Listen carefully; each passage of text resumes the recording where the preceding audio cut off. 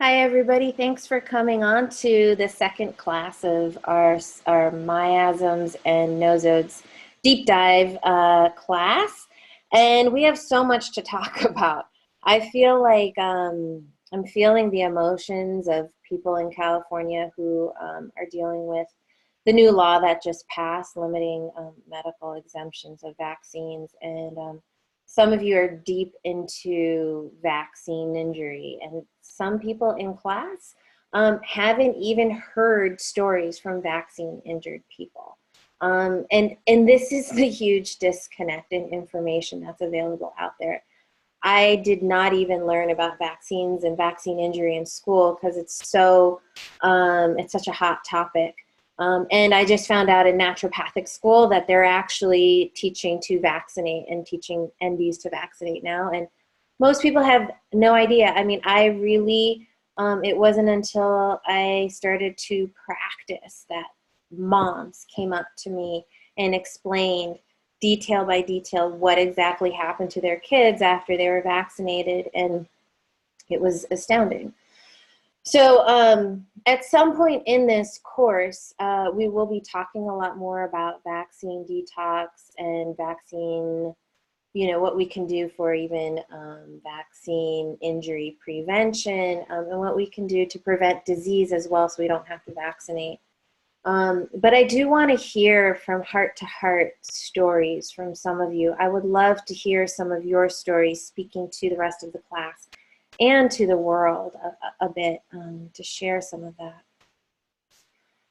So before we all get started, let's just close our eyes and just take a deep breath in and out. And as we breathe in and out, I just want our breath and our hearts to go out to all the moms. We're just really feeling the pressure.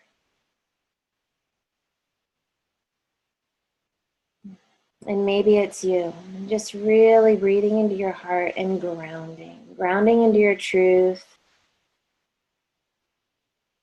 staying here and grounding into the earth and knowing that you have the power to define your reality.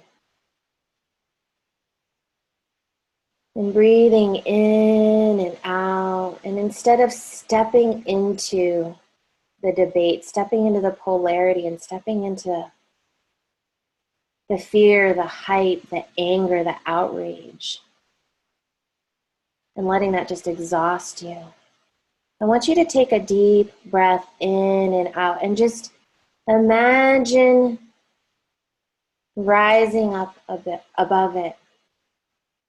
And together in this class with our hearts, creating a field of connection, wisdom, knowledge, a field of possibility on how we can support ourselves and support other children and other moms with homeopathy and natural healing, with an understanding of how the body functions and supporting our natural functioning.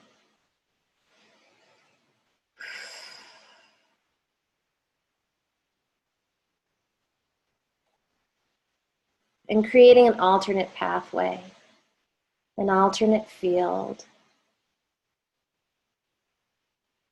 and working together in this class, supporting one another, holding hands together across this country so that we can rebuild our strength. All right, so you can open your eyes. So we'll dive deeper into vaccines at some point. I just feel like I needed to touch on that. So many of you have so much to share, and we will get to it. Today, though, we're going to be talking about strep.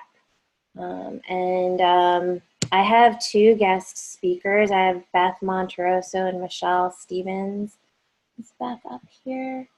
Let's see. I'm not sure if I see Beth yet. Beth, you could text if you're on here. They're going to help me talk about strep, and Ashley as well. So anybody have any good homeopathy stories from this week they want to share? remedies that they gave that they loved. So Eva started her first day at school and seemed to go well. And then I met with her buddy and her buddy's mom, and her buddy said, Eva doesn't play with me when she's at school. And then he said, she doesn't play with anybody. She's just by herself all the time. And I'm like, oh my gosh. And then I peek in and I just watch her by herself, and she's kind of shut down. So I talked to her, and I brought her to class, 3 or 4 days later, and I brought a vial of Natmure 10M. I said, Eva, are you feeling shy? And she said, yes. I put 2 pellets of Natmure 10M in her mouth, left her, and I came back, and when I picked her up, she ran up to me, she said, Mommy! And she hugged me, and it was so cute. And then right away that her teachers, who kind of ignored us and ignored her, the first couple days, they said, your daughter's so sweet. She did this, this, this, and this. And I'm like, oh my gosh. And she's like, I played with Schaefer. I'm like, thank goodness. So it was so interesting because Natmure, I wouldn't give her constitutionally Natmure based on how I see her at home. But we all have these layers. And I was a shy kid. Ryan was a shy kid. And it's just a simple remedy, the remedy of salt, and it's, I have to say Natmure has helped a lot of kids, even out of an autism diagnosis. I have seen kids who had, who basically shut down emotionally, got an autism diagnosis, came to see me, were generally healthy. I gave Natmure and the autism diagnosis was gone. So it can be as simple as that. So that's my homeopathy miracle story of the week. I have another one too. Maybe if I have time, I'll share it. So let's see. Let's start with, actually, I just want to bring you on, Michelle. Is that good? So let me unmute you. Hold on. How do I unmute? Can you unmute yourself? Unmute. All right. So Michelle is a homeopath. Hello. And Michelle, we met treating your daughter who had pandas. And how old was she? She was 9. She was 9. Okay. So then that was 7 years ago? Yeah. Right. And I gave Strep. I gave a constitutional remedy, and I gave the Strep Nosode. And that's pretty much what I do for most pandas cases. I give the Strep Nosode and a constitutional remedy. And you can take it from there, Michelle. You can kind of share. Yeah, I mean, she was pretty standard pandas case. We didn't know what it was at first, and like everybody's story, you go everywhere trying to find it. And then we found Angelica, and she gave Chenna officinalis, and it was like such a well-fitted remedy. It was insane. Now I go, oh my gosh. But within 30 minutes of her taking we had to physically restrain her to get the remedy into her body, because she was refusing anything going in her body, like food, drinking. It was really, really bad. And so we got it in, and we just kind of left her be. And 30 minutes later, she was like a different kid. I'm not saying she was totally better, but she ate that night, and she slept that night, and she let us be in the same room with her that night, and her coloring came back, and she was happy with my husband, and we were just literally standing there with our mouths wide open, after all we had been through. We were this little pellet in an envelope from this woman totally brought her back in 30 minutes. So we kept dosing that for a while, and then we kind of hit a plateau. She was 95% better, but Angelica just knew there was still more to clear. And so I think, if I remember right, Angelica, my memory was we tried strep hyogenes twice, and we didn't really see anything. And then the next month we tried strep Enterococcusinium. And that was like, I was like, oh, it's like this whole other level of like life came back to my daughter, which I didn't even realize was gone because, you know, leading up to it, she had been so sick. And we dosed that for a long time. And then later, I think we dosed pneumococcosin. Those were her two big ones. And she got strep. She got strep really like within the first month of dosing, because it was back to school time too. And I just remember it being like the worst sickness ever. Like I was like, oh my God. And I didn't do anything, and I just waited, and I just let her remedies be. And she came through it stronger. Like I know looking back, like I'm like, that was such a huge turning point in her healing that night. Like I know it now, but man, it was hard to go through at the time. But she had like 105.3 fever. Like, I mean, it was really bad. It was a horrible night. But yeah, so we cleared those two strep strands, and she's been 100%. Like she's thriving, and she's, you know, been, I would say, you know, I mean, she didn't have symptoms, any panda symptoms, even when she got strep throat, like, I don't know, maybe a year into it, I would say. So, she, you know, it's been years, but yeah. Yeah. So Michelle had a background in child psychology, working, you know, with troubled kids.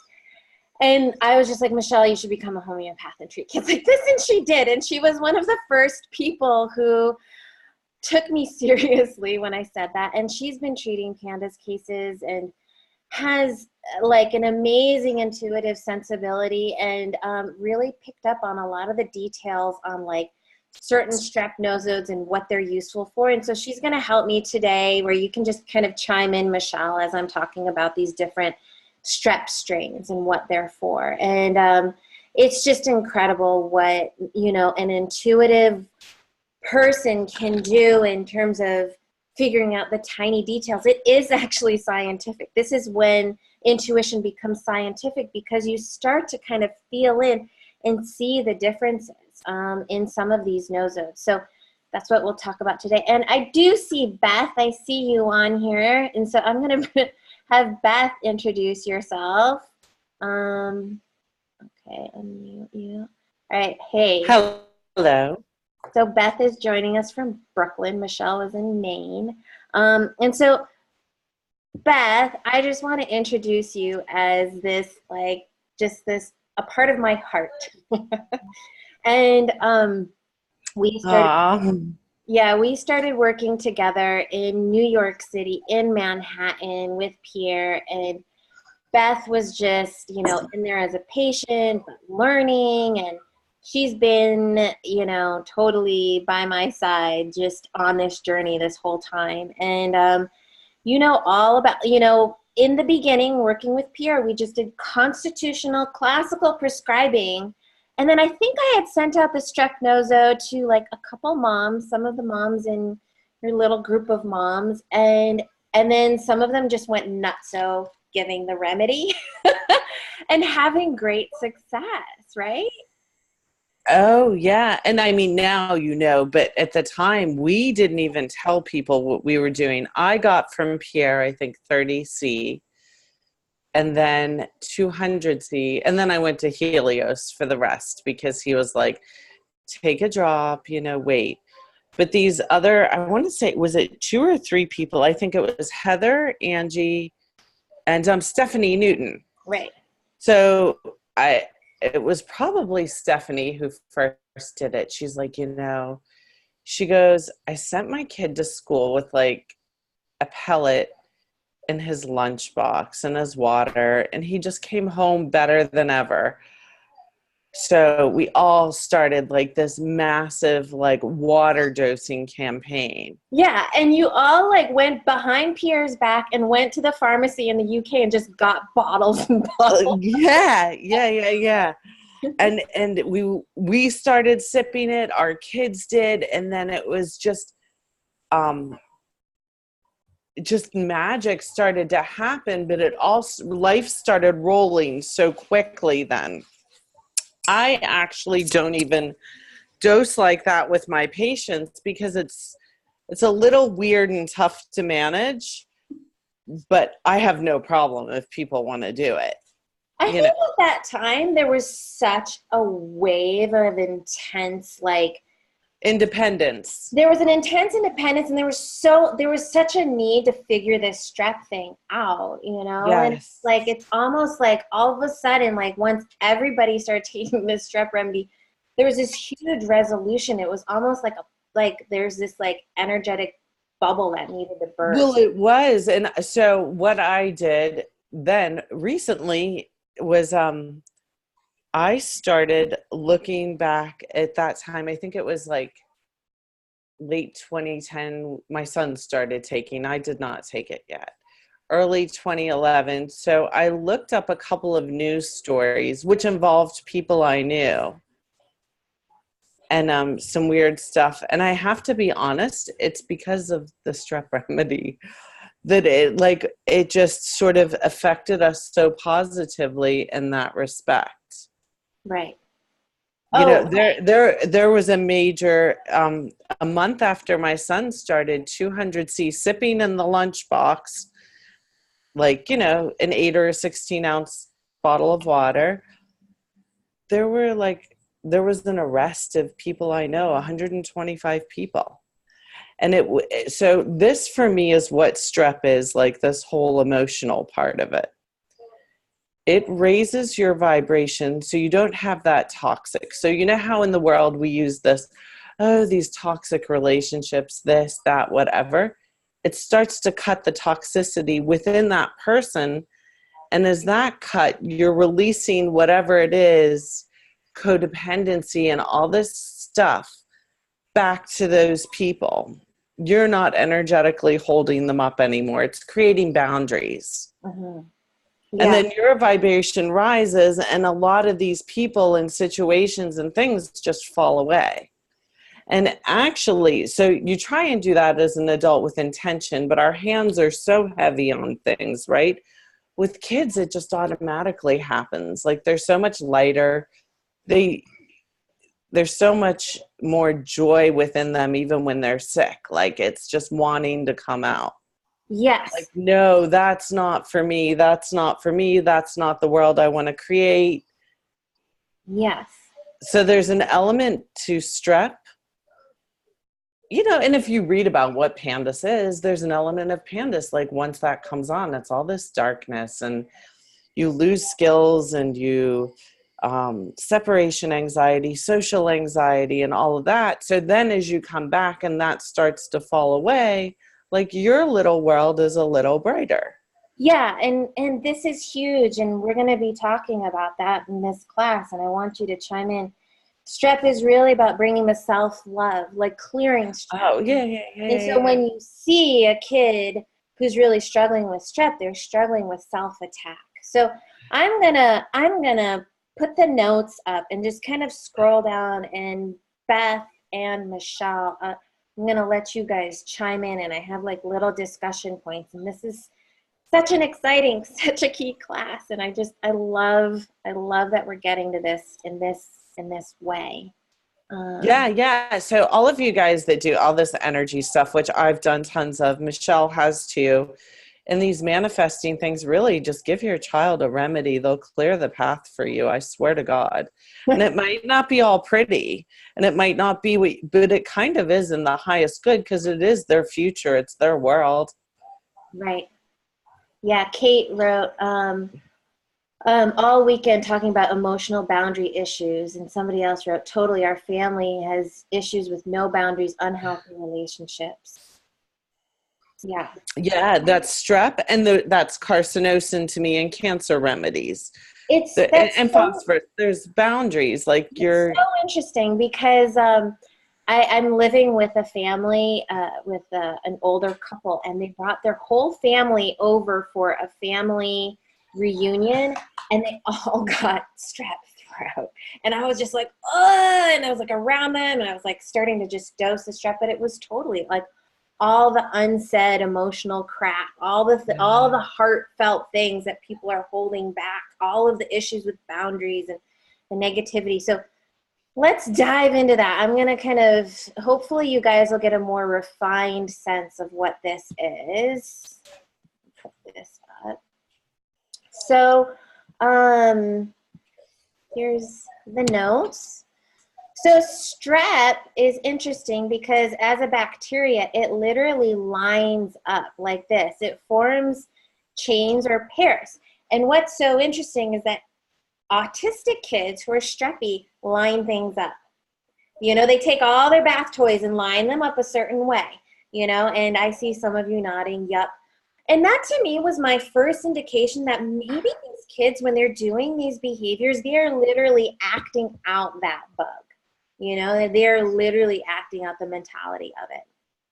So we all know that strep causes strep throat, and what strep throat is: pink eye, meningitis, pneumonia, heart disease, and pandas.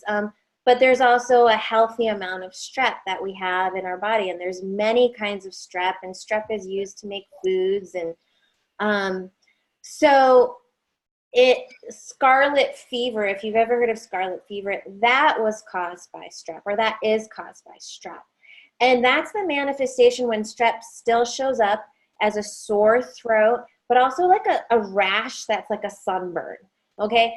That complications from that, even back in the day, would cause chorea, endocarditis, you know, inflammation of heart tissue, rheumatic fever, and even death. My grandmother died of strep-related heart disease, right? I believe that my manifesting this to heal was me healing my ancestry of my grandmother. And I'm still learning about this today because I just did some research on scarlatina, and scarlatina has a keynote of a strawberry red tongue, looks like the tongue is burnt, and that's my father's tongue.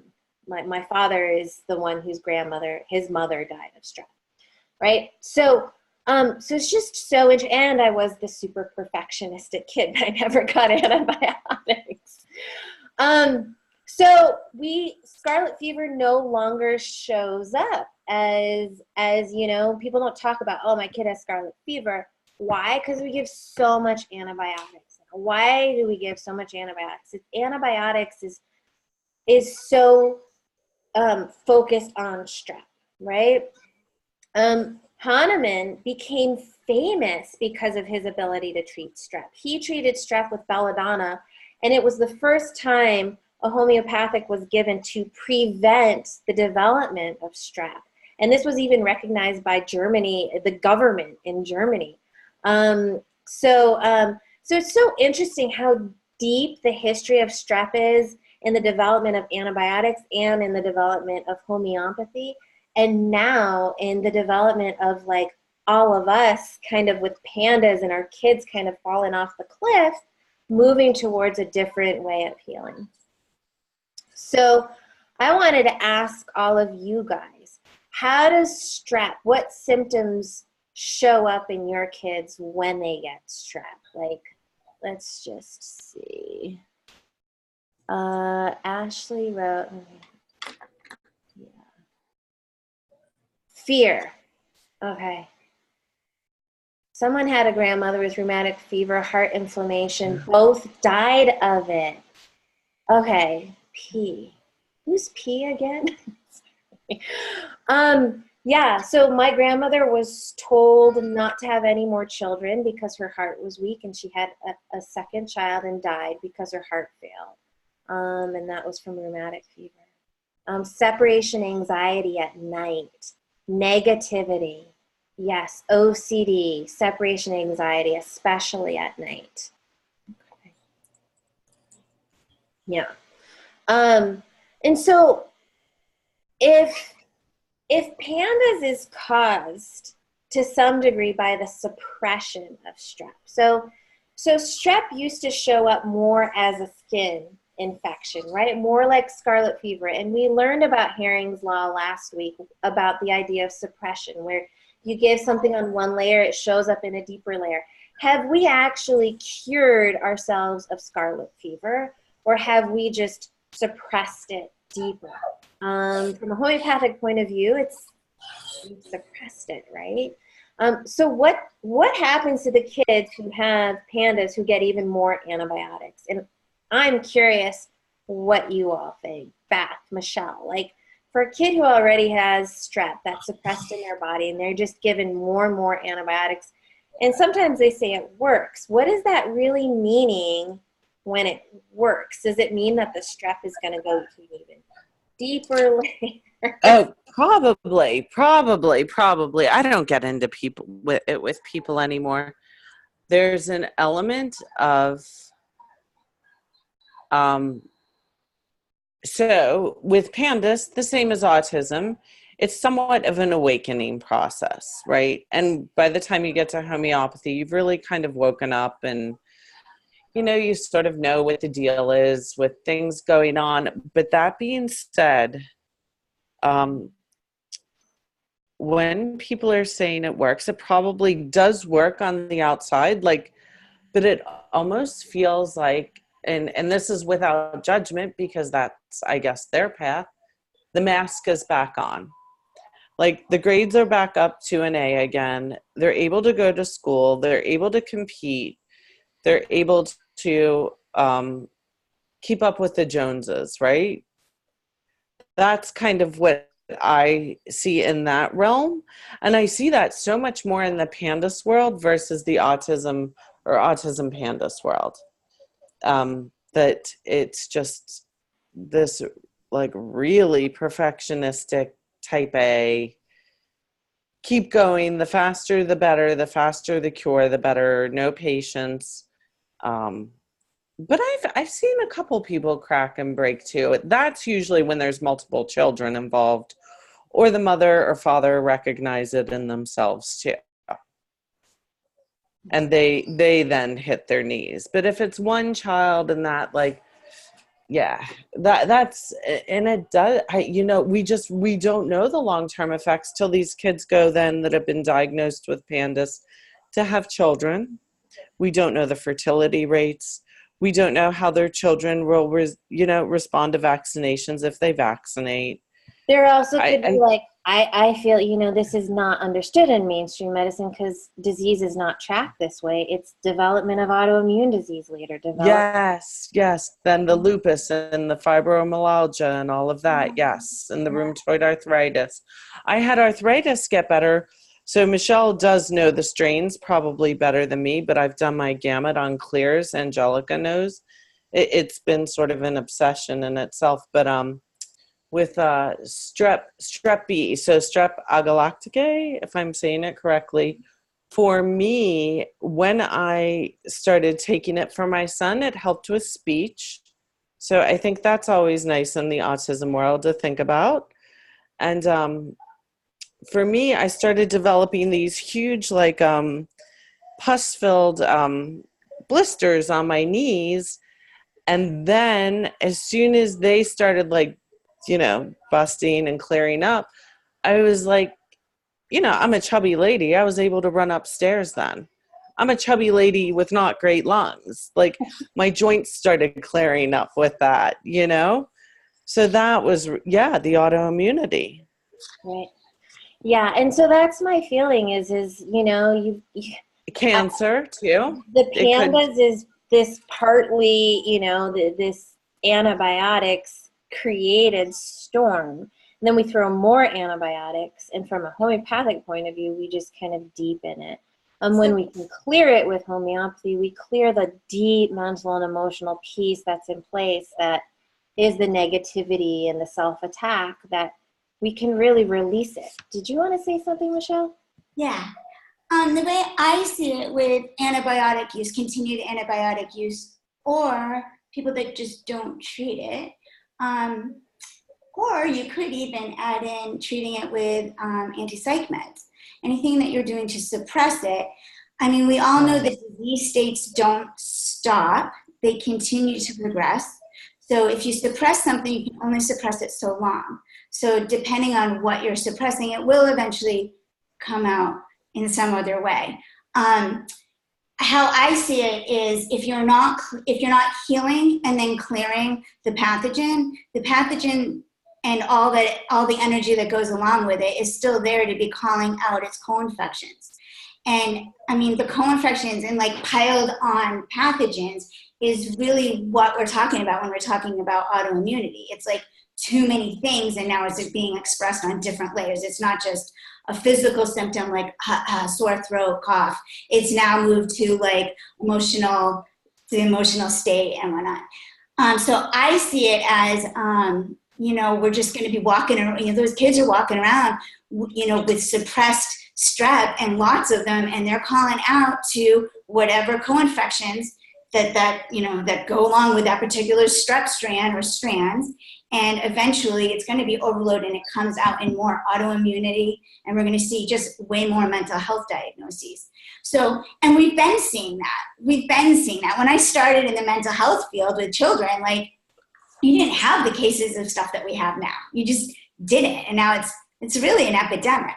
So that's pretty much how I see it. If you don't heal it and clear it, it's gonna take another level eventually.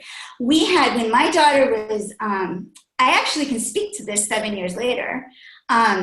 So we had, when my daughter was diagnosed, it was very interesting.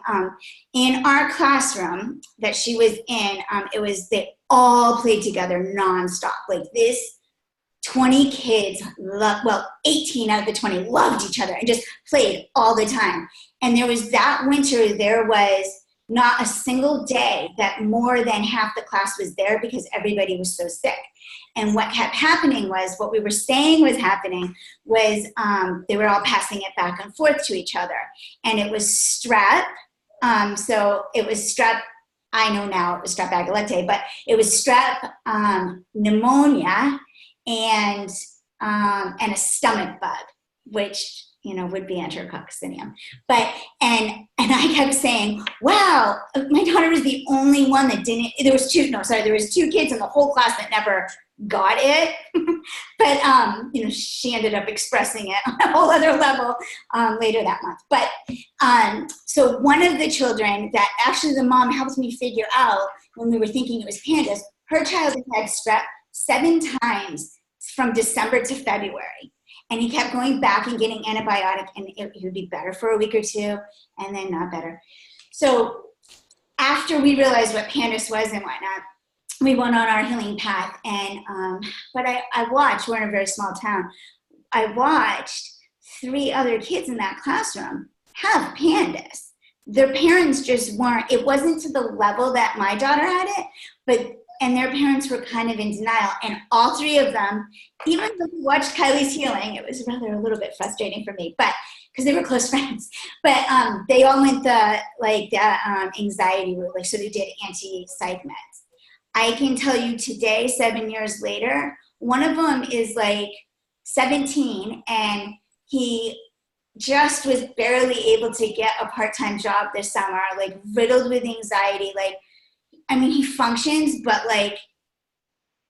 he has so much anxiety, it's debilitating. Literally debilitates his life. The other girl, it's more seasonal. You see it come up where she misses weeks and weeks of school because her anxiety is so bad. And the other child ended up having to go to a behavioral school. So I lost contact with those people. Ended up at a behavioral school later on. So, I kept saying when it wasn't being cleared, it was really being suppressed. So, that's really anecdotal, but I watched them have almost all the same symptoms as my daughter. They all passed and kept not clearing the same things. And, so there it is 7 years later. Yeah. Yeah. And I love it because I get some of these old patients, who we've cleared of pandas, and then they're like, my kid, and they tell me how great their kid is doing. And I'm like, it's so good that they hit that bump then and their mom helped them through it alternatively. And now your kid's going to a really good college and whatever, it's an amazing thing. So this information needs to be out there. It really does. I'm feeling it. All right, let's keep going through this part. So the different species of strep. So you've heard Michelle kind of talk about the different strains. So there's strep pneumonia, which is also known as pneumococcinum, and that's the lung strep. It's probably sold as pneumococcinum, I think, on Source Homeopathy, but it might be sold as strep pneumonia. Bacterial pneumonia. Anytime people are given antibiotics for pneumonia, it's for strep pneumonia usually. So that's huge. It can be like really good for helping to clear up anybody who has weak lungs, along with mycopneumonia, mycoplasma pneumonia, and other lung remedies. Strep viridans is not well known in homeopathy. There's nothing written about it, but it's a group of strep strains that are often in our mouth, and they're not considered super pathogenic. They're not considered like problematic. I don't know about Beth and Michelle. When I've had, there's actually a streppy smell, breath smell. Basically, wait, what's that? There's a word for Halitosis. Halitosis. When someone has serious halitosis, it's just strep. You're just like, you're like, oh my. I usually give strep pyogenes, is what I would give. Or sometimes I give like strep combo. Do you guys do that too? I don't know. So. Yeah, the viridins though, I remember, I never took it by itself, but back in the day, which you can't do anymore, we used to get a strep from Remedia in Austria. They don't sell to the US, and their strep was a combination of strep pyo and strep viridins. And they call it streptococcus, so it's different than the one that Angelica carries. Yes. It was strep remedia from Remedia. Yes. Yeah. And so that, my teeth turned really white on that one. So that's the viridins, right? That did that. And I remember when I would sip it, I have it at home. But you don't always need things. But it would be like, so do you guys remember being young and just having like a really good cocktail and feeling really smooth? That was the feeling to me of sipping that Nosode. Of it just being like, like this, smooth drink. Yeah.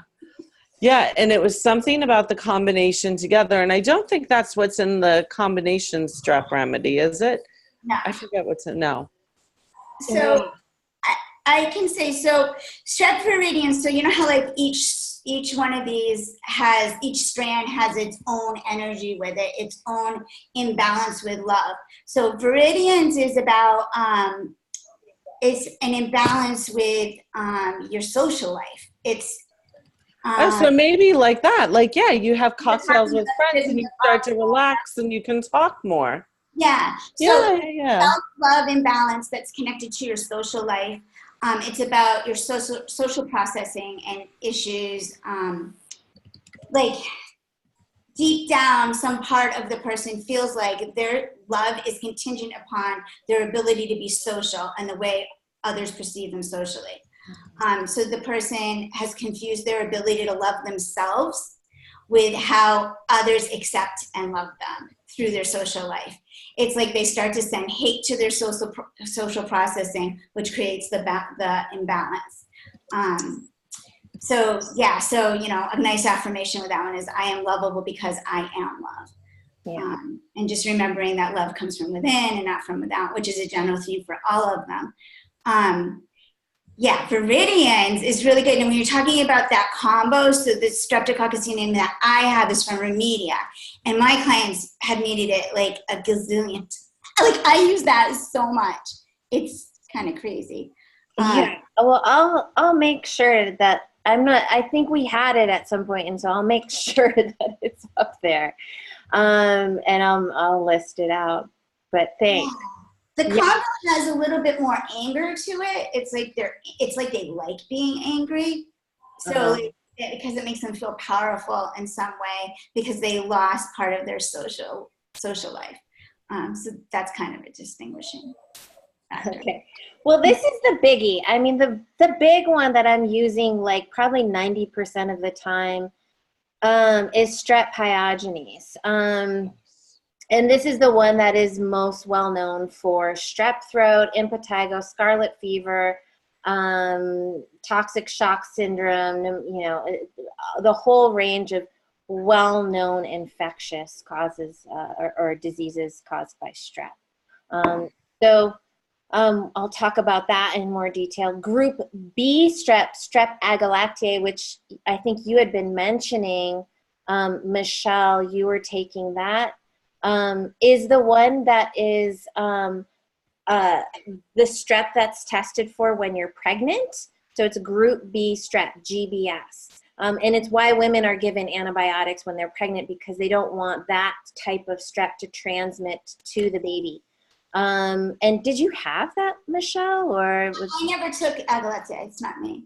Oh, okay. So I thought, did Beth, did you mention? Yes. Yes. It was like the it helped with speech at the time with my son, and it helped me with my joints. Oh yeah. But did you have Group B strep when you were pregnant? No, never tested positive. Okay, interesting.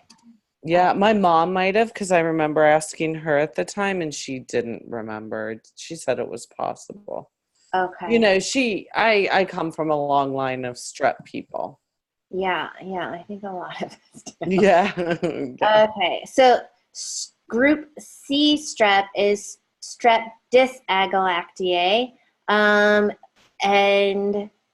this is multiple strains of strep. It also can cause pharyngitis, fevers. Doesn't seem to be as big a deal as strep pyogenes, but for some reason I still prescribe it. I have found this to be one that seems to come up for some reason around, like, if I'm eating red meat. What's the deal? How do you feel about, Michelle and Beth, about the fact that so much cattle and meat are given antibiotics? Because to me, I can eat the wrong kind of meat and streppy stuff comes up. Yeah, I've gotten sore throat from that stuff too.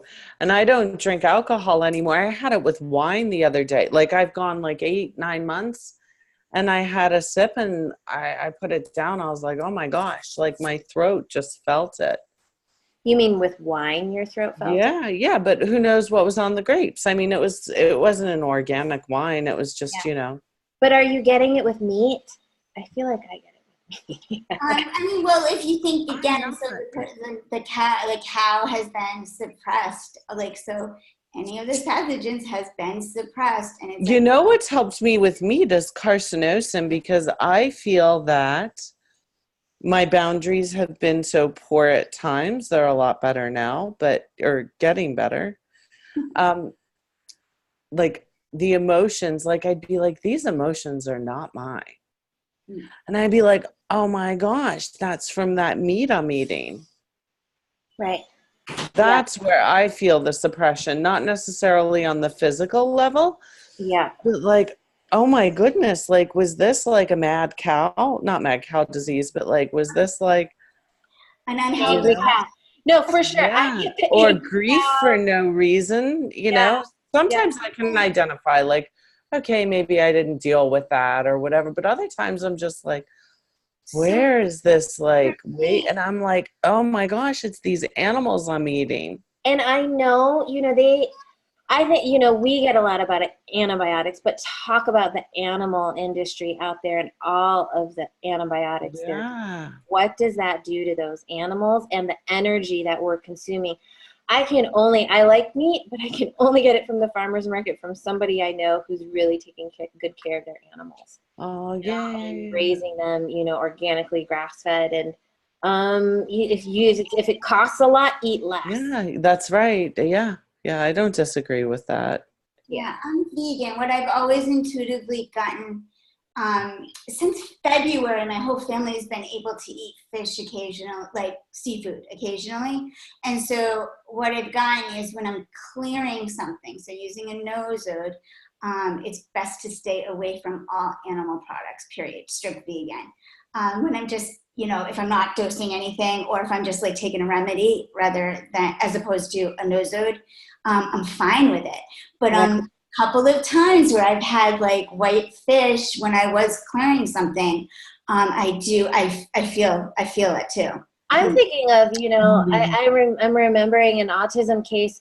The child could only eat beef. She would eat 1 pound of beef every day. That was her. That's parasites right there. Isn't that crazy? Yeah. Parasites, yeah. She did. She had a lot of parasites, a lot of strep, but it was the only food that she could handle. I mean, she was so toxic and reacted to everything. Little did mom know that the lining up of things, that was the strep. We cleared that with the strep remedy, and then all the parasites and stuff. And she was able to like eat more, but it's just incredible because a lot of kids, meat is their main diet, and then it's still the meat, I feel like, is really brings a lot of the strep to the forefront too.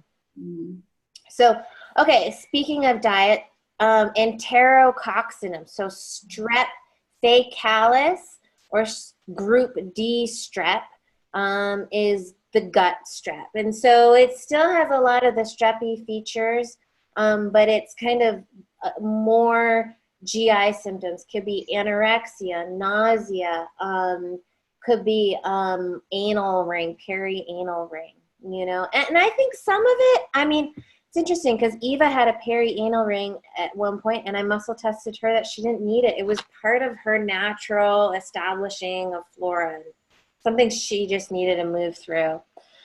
So I actually, let's see, I want to just, my notes are not in the best order here. So let's just talk about the symptoms of strep strain. So of all of these strep strains, the main symptoms that kind of meet all of them are listed here. So OCD, lining up of things we've already talked about. Not all OCD is strep, right? Because sometimes you clear and work on strep in a kid and they're still OCD, and it's something else, So I wouldn't say just because my kid has a tic, just because my kid has OCD, that it's strep. Oftentimes it's like something else, which we can talk about. But especially if OCD sets in around tightness of the throat, strep throat, it's huge. Meltdowns, defiance, separation anxiety, ritualism.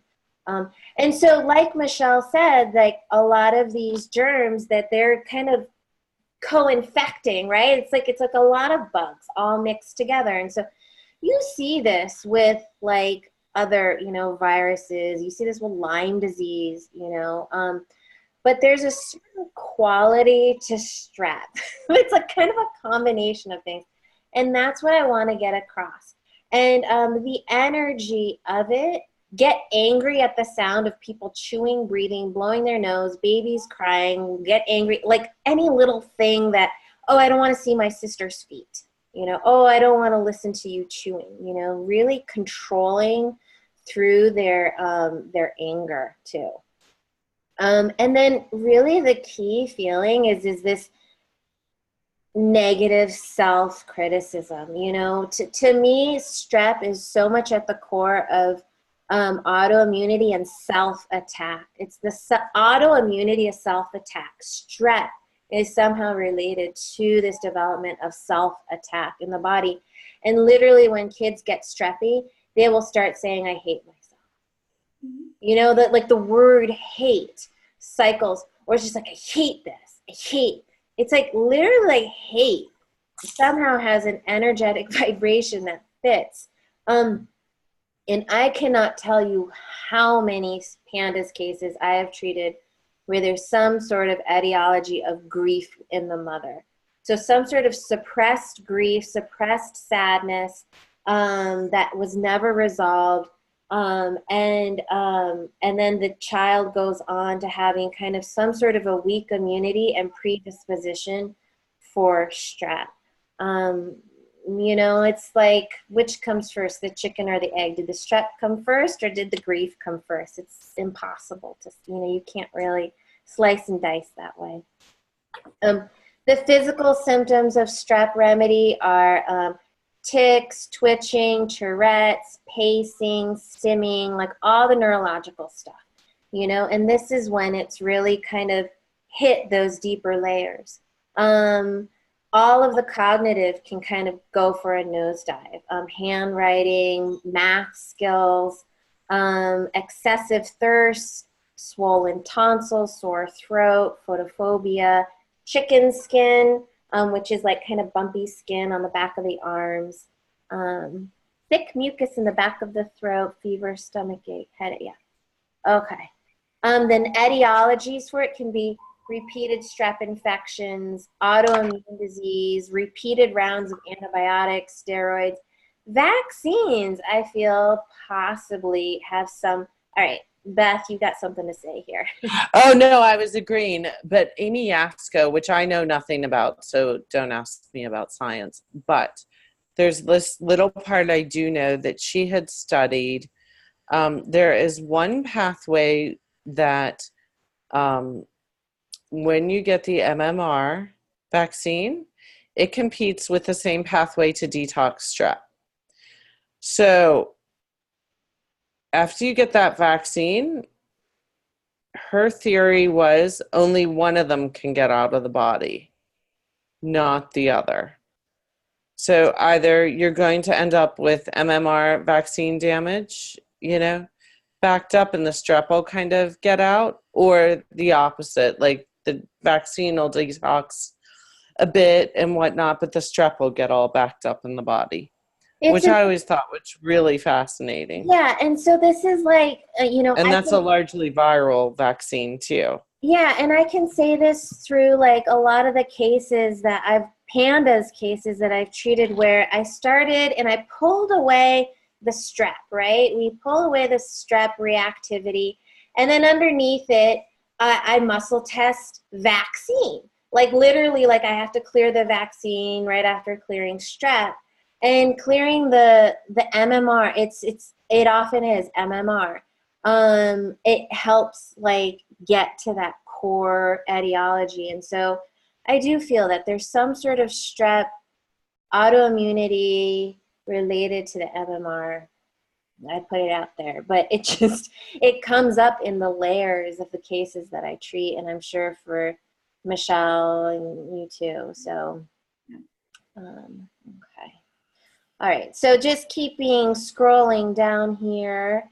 Lexi, I'm just seeing that you wrote, this overlaps with PANS and Bartonella. How do you differentiate between Bartonella emotions and behaviors? True. It totally does. Well, I will get through this and then maybe we can do a little more differentiate. Someone said, how do you need a clear MMR for kids who haven't had it, but maybe it's inherited damage from mom's vaccines? It's possible. I would, if anything, just work on the mom, if possible. Yeah, Bartonella is darker. Bartonella, we'll get to hopefully at some point. Bartonella has, to me, like strep is negativity and self-hate, which almost everybody can have. Almost pretty much everybody out there seems would do well with clearing strep. Bartonella is, there's like a dark and evil entity out to get you. Like it's hard, either it's coming into your brain and it wants to take you down into a vortex that is called evil. I laugh, but it's awful. It is very reptilian.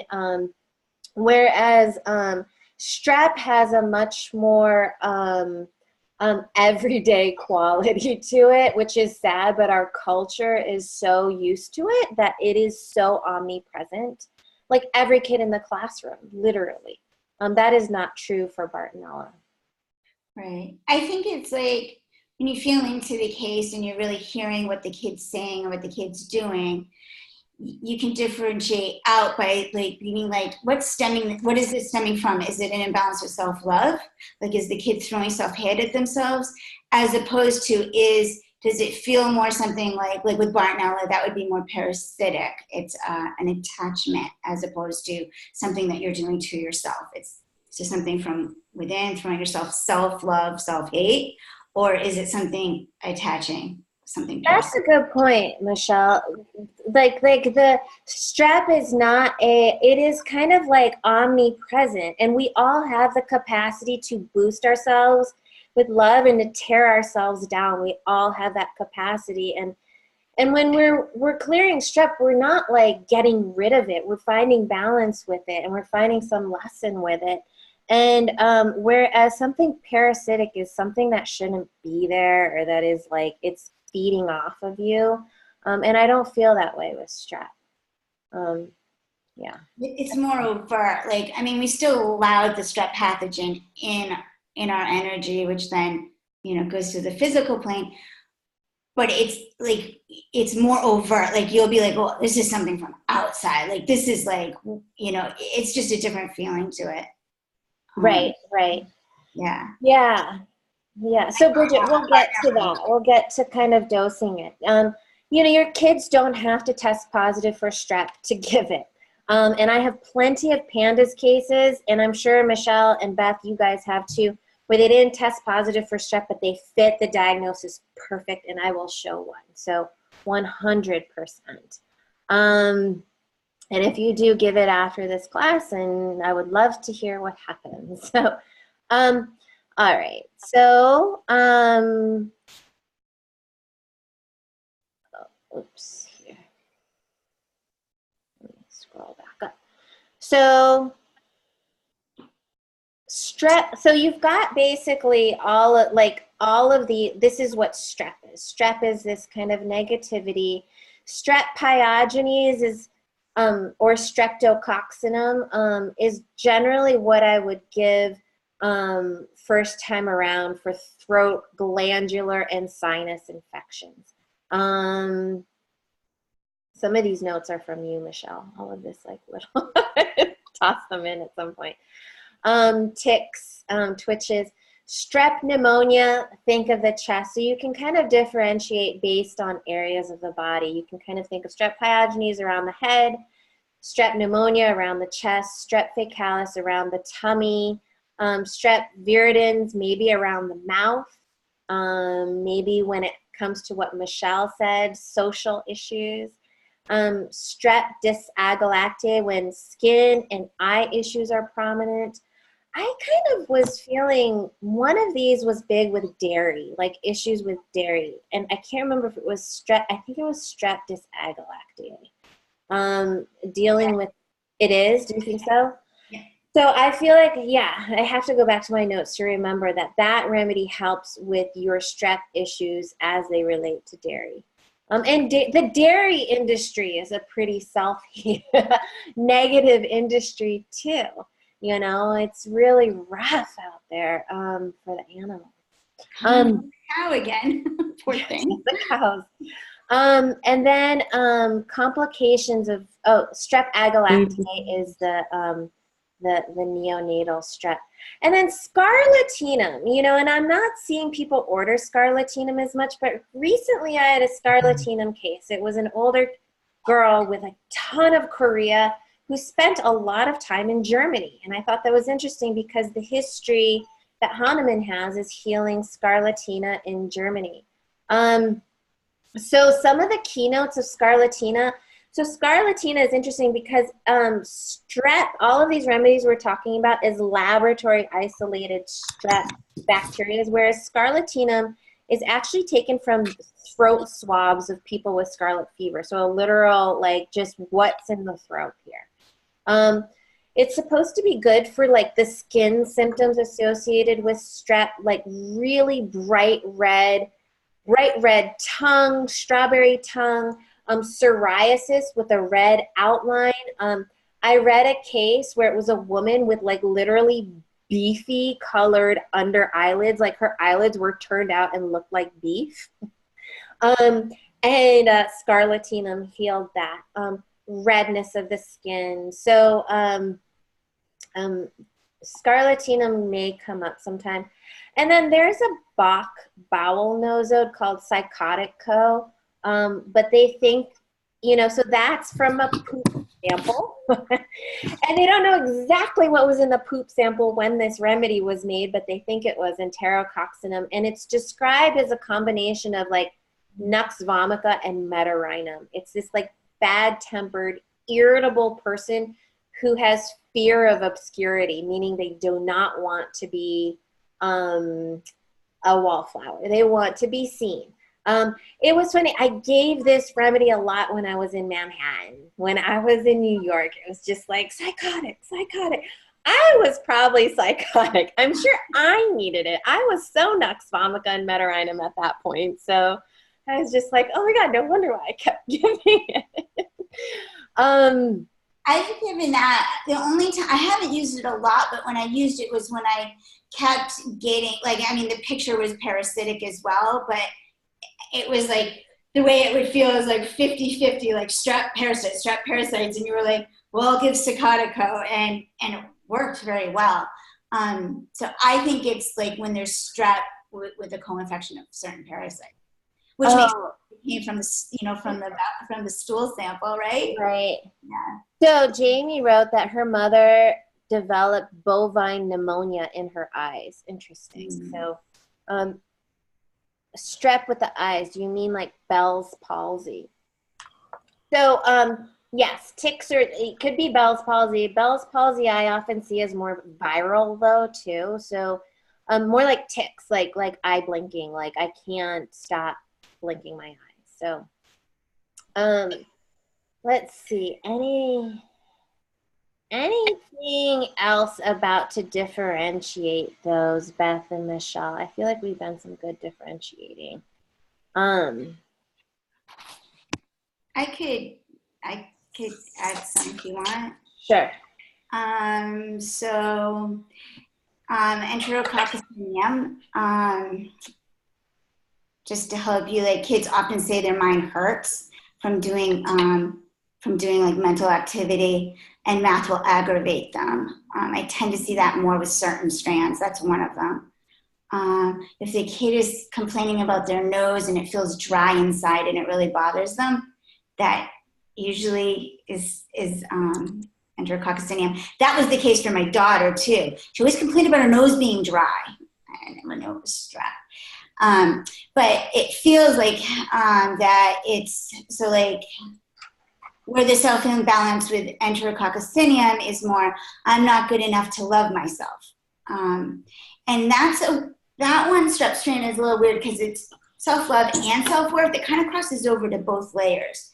And then strep pyogenes is more about self-love. Like, how are you able to love yourself while connecting to others? How do I maintain self-love while being around others, connecting with others? They kind of confuse it. It's interesting. I've had a few kids, when you're asking them to feel into their throat, and they'll say that, like they'll say stuff around that.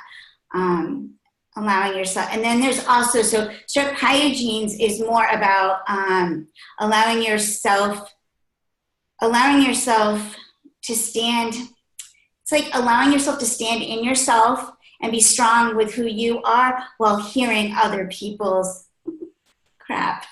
So for kids, it's like all the stuff going on around them, and they tend to end up letting it in. So it's more about like taking, this is just intuitively how it comes in for me. Like, it comes in more through the ears, like being able to hear others' truth without throwing your truth off balance, as opposed to agalecte, where it's more about being able to speak your truth around other people's truth.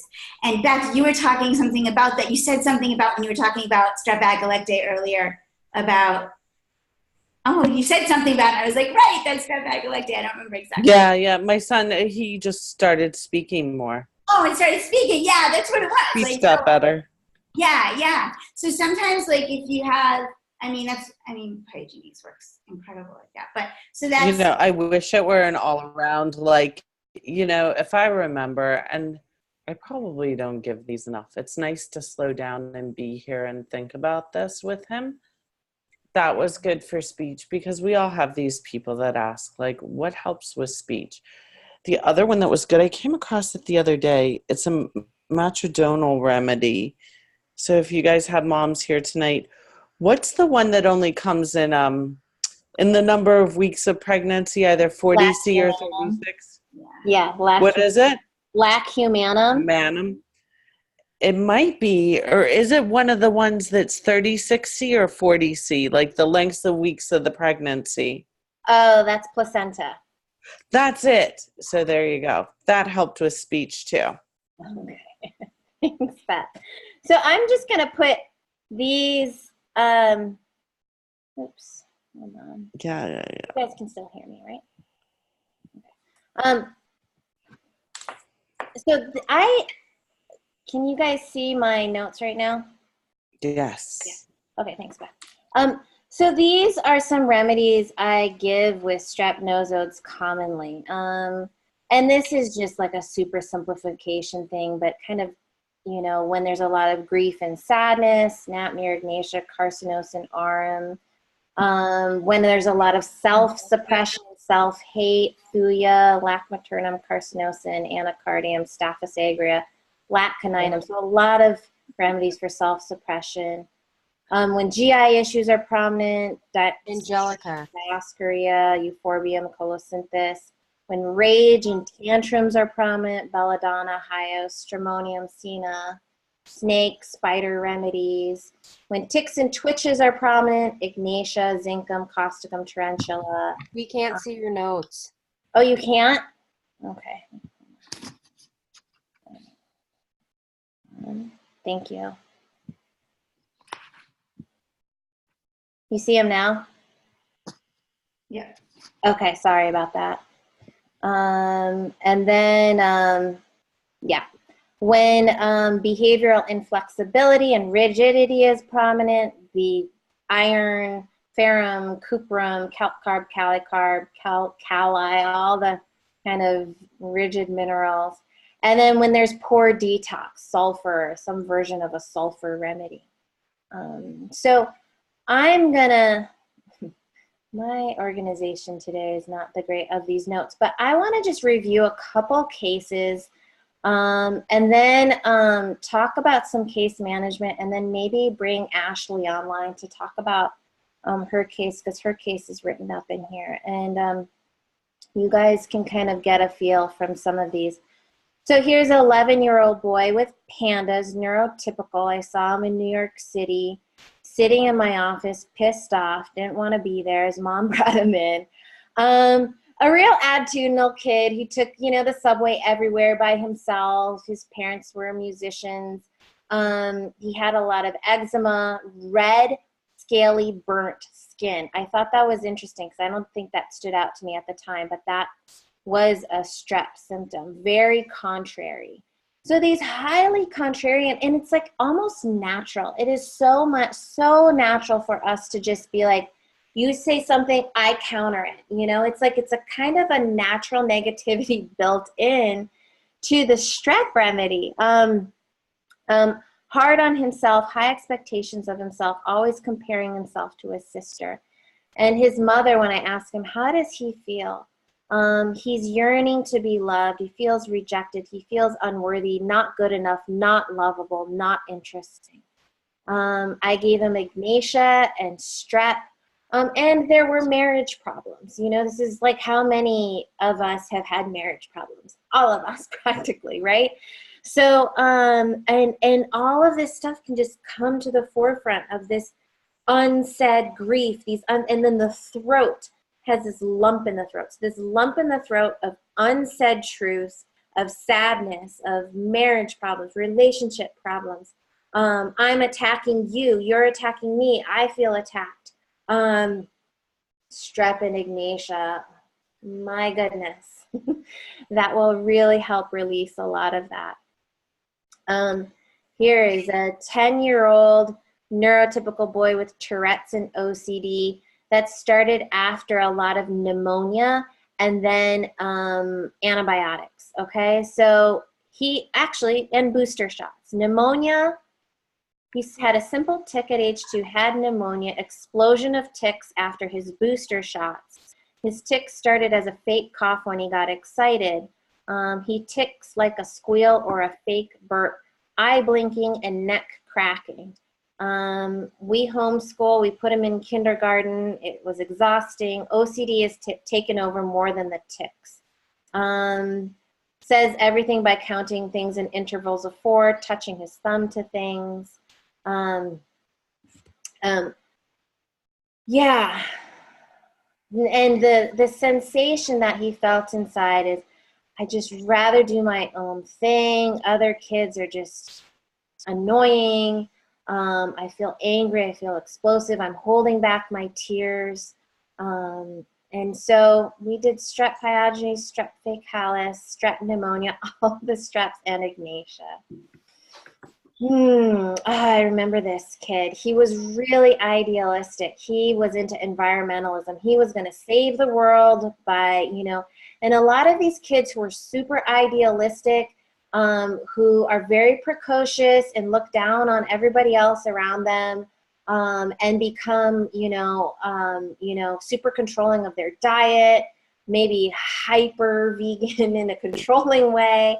Or whatever it is, they become, animal, or whatever it is, socialist, or whatever it is, in a really intense way. That idealism can be very strep related, if that makes any sense. So they're directing some of that attack into their idealism as well.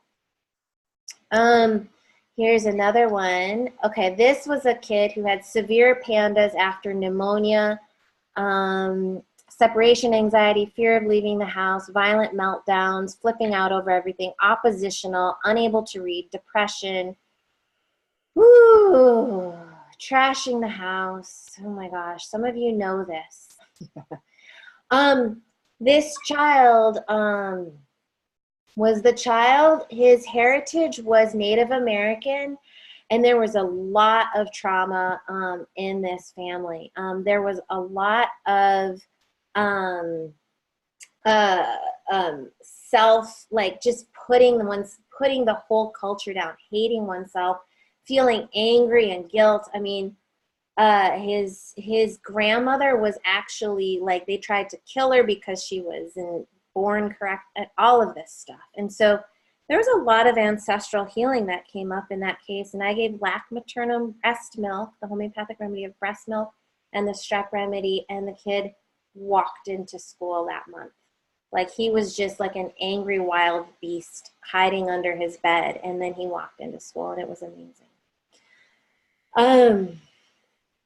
So here's a couple of cases to really help work through some of it in a little more detail.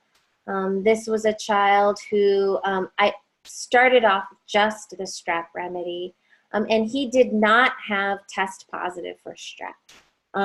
He had what the mother thinks was an acute pandas episode. So for the 2 years previous to the mom seeing me, he was not engaging with other kids, talking incessantly, sensory issues, needed an occupational therapist for social skills.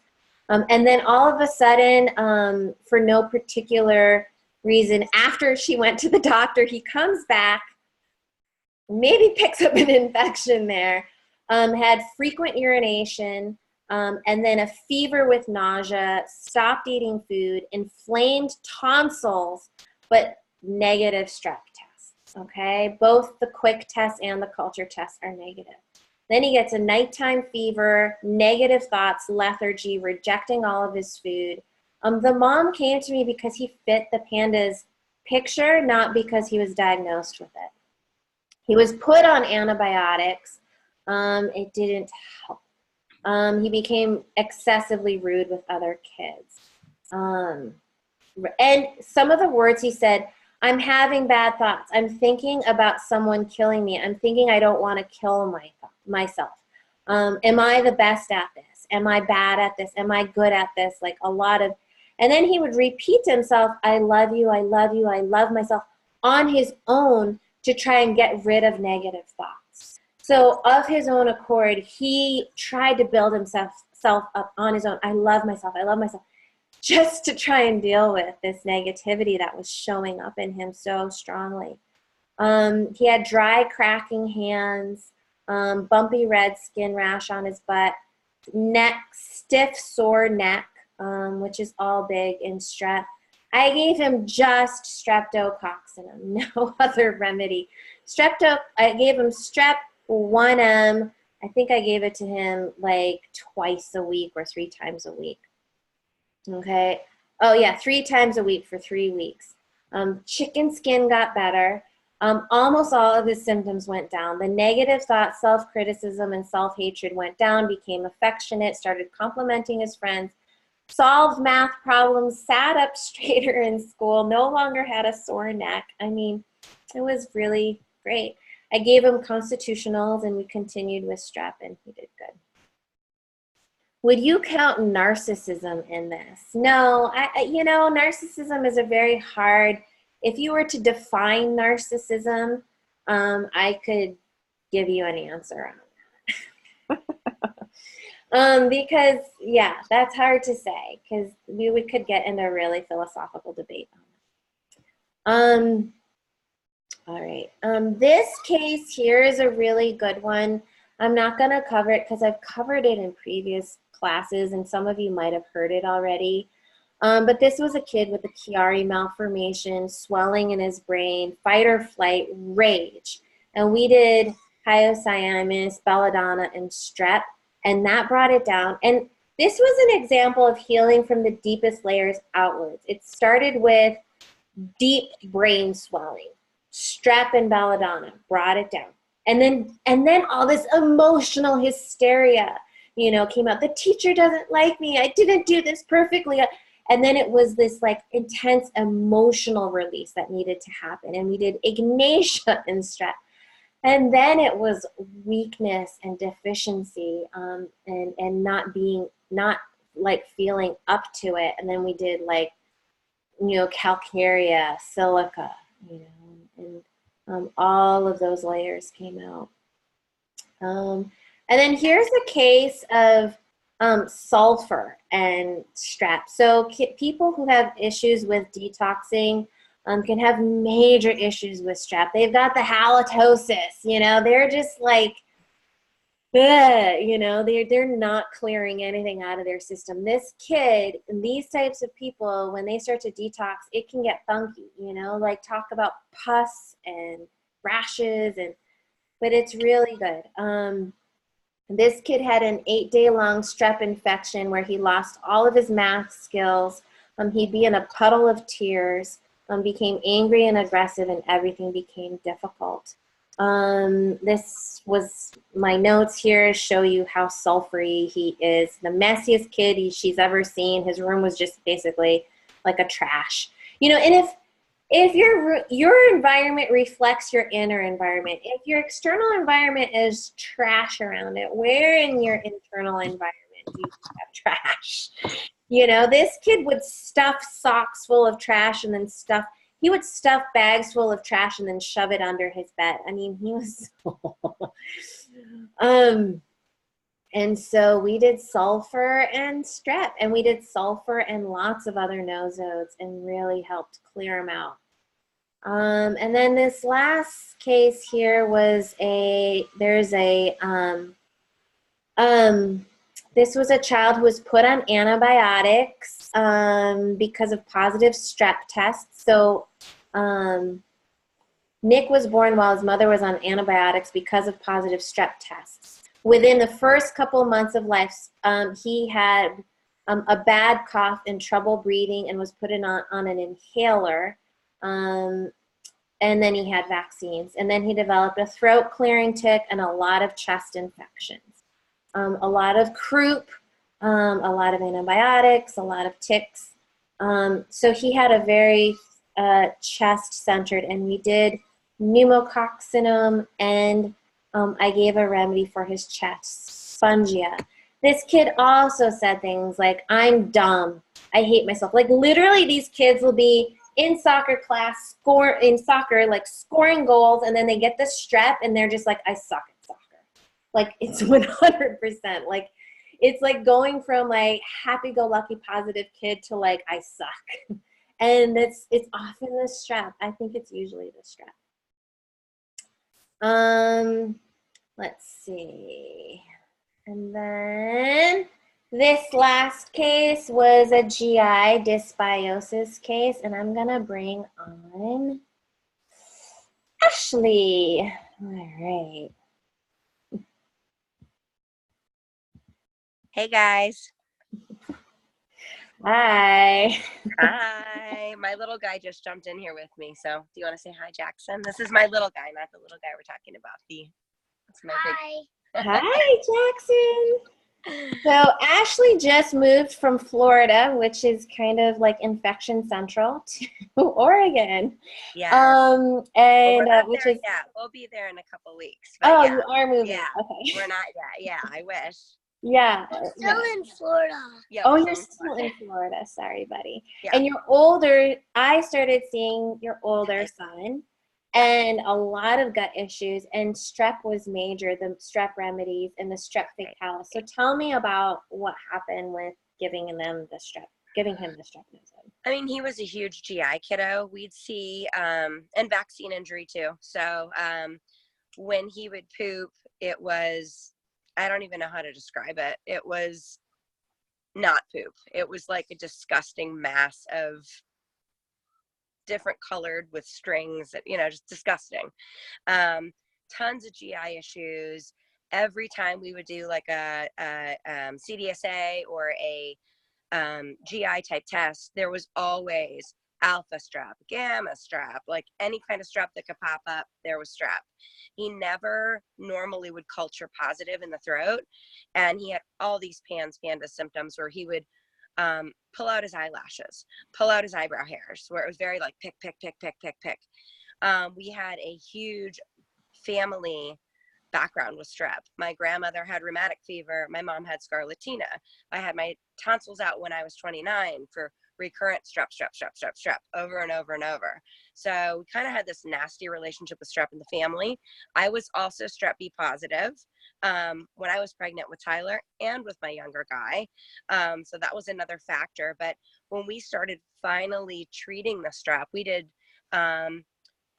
enterococcinum, which was amazing. So as soon as we started doing that, his poops became so much more. I mean, we had these massive diapers of nasty. They became brown, formed. We first started with chelidonium, though, if you remember. That was his constitutional, and it was amazing for him.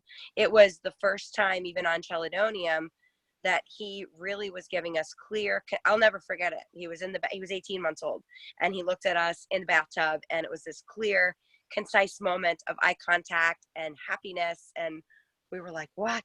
But there was still these moments of this negative, controlling, streppy, OCD picking.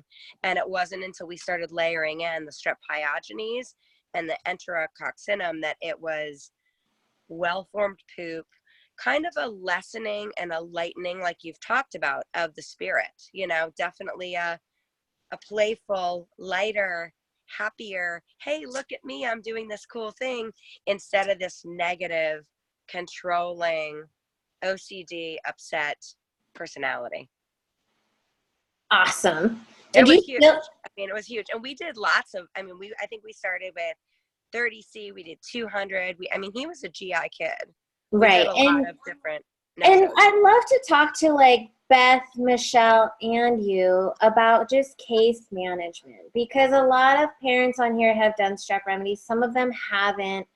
Not everybody's going to need this, but right. How do you know when to dose it, and how do you know when you've like dosed it too much? Let's just talk case management.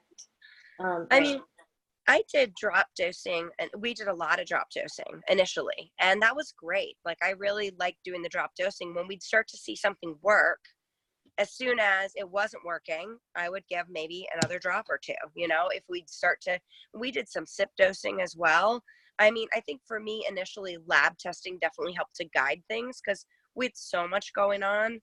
that I wasn't really sure what to do. We had strep and Klebsiella and Citrobacter, lots of different things. But I think with case management, I really watched the symptoms. You know, we would try to say, okay, this keeps popping up. We know strep's a big issue.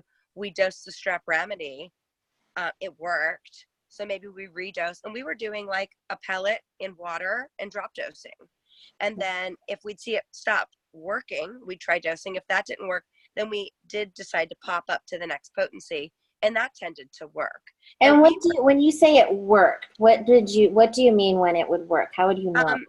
I'd say quelling that, you know, that ragey, negative, anxiety ridden, OCD picking, right? You know, that type of behavior. I'd see an instant kind of quell, a calm come over, confidence going up. Yeah. And then when it stopped working, that's when we'd say, okay, maybe we need the next potency. And we did. And there'd always almost be a little bit of a healing crisis with him anyway, because he's that sensitive, where we'd see rashes. I mean, he was that kid, right? We'd see, and I never even, as a follow through, years later, we got exposed to strep with the same child, my oldest. And it went through the whole family we hung out with had massive strep. I decided to go home and dose Tyler with Strep 1M. He had every symptom of scarlatina come out in him. He had a red dotted rash. He never got strep, but he had a red dotted rash. This was probably 2 years ago. All over his body, this dark red dotted rash that felt rough like sandpaper came up. He got the strawberry tongue that came out. And I was like, oh my God, does he have scarlet fever? Actually, no fever. Never got the strep throat, brought him in just to have his PD look at him. And I'm like, listen, but I dosed Strep 1M. He pushed it out of his body through, I feel like, a scarlatina. It was the craziest thing. And he was fine. He never got sick.